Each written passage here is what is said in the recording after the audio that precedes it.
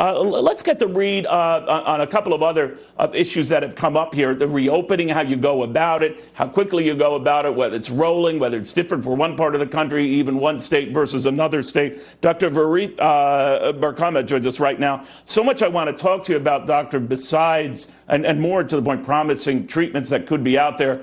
But as a top medical pro yourself, do you have any bias one way or the other about how we get back to work, when we get back to work, how it's sort of staggered out? Any preference? Hi, thanks for having me. First of all, at the level of the hospital, we're treating the patients, we're fighting for each one. What I could just say about going back to regular life is we just got to take it slowly, be patient. It's not going to happen fast. But, we really have to do it slowly.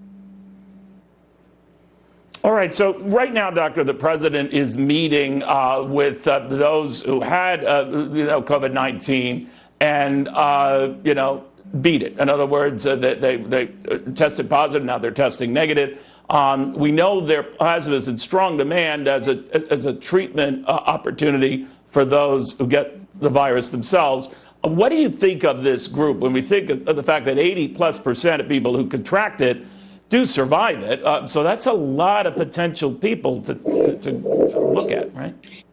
That's true. So indeed, most of the patients who have COVID-19, they indeed recover. A lot of them are even asymptomatic, but even patients that come to the hospital, to our hospital, just as an example, to Holy Name Medical Center, the vast majority get better and go home.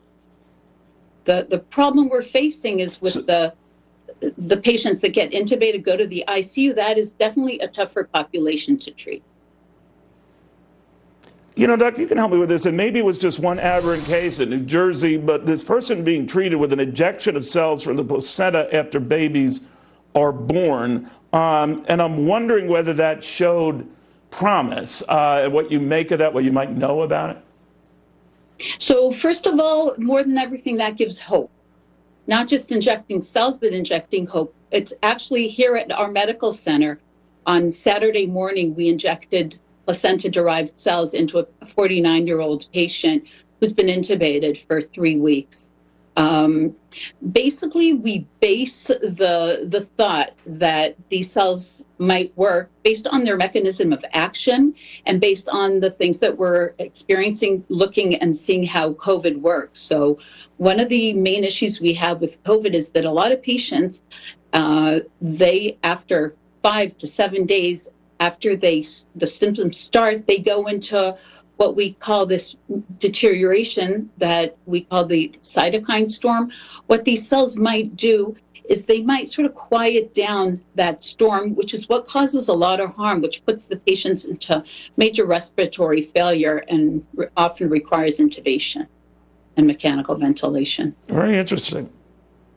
Dr. Varit Barkama, thank you very much for taking time. That looks promising. One of the many aspects we're hearing of this where some unusual treatments come forward and might sort of dodge the need right away for an outright vaccine. So we'll keep an eye on that. I want to thank the doctor for that.